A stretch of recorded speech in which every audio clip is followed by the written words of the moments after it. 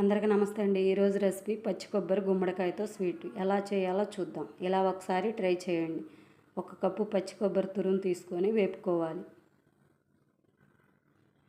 తడేమి లేకుండా వేపుకోవాలి.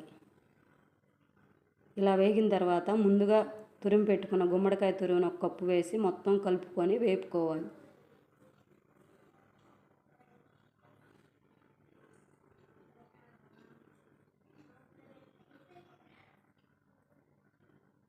అలా వేగిన తర్వాత 1 కప్పు బెల్లం వేసుకొని కలుపుకోవాలి.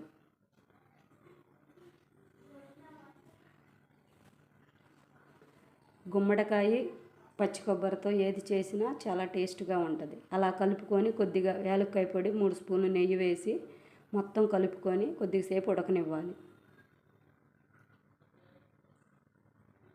పచ్చి కొబ్బరి గుమ్మడికాయతో బెల్లపన్నం వీడియో చేశాను, చాలా బాగుంది. ఇలా చేద్దామని వీడియో చేశాను. ఇలా ఒకసారి ట్రై చేయండి. ఎలా వచ్చిందో నాకు కామెంట్ చేయండి. ఇలా గట్టిగా అయిన తర్వాత కొద్దిగా సాల్ట్ వేసుకొని కొద్దిసేపు పొయ్యి మీద పెట్టుకొని పక్కకు తీసుకొని సర్వ్ చేసుకోవటమే.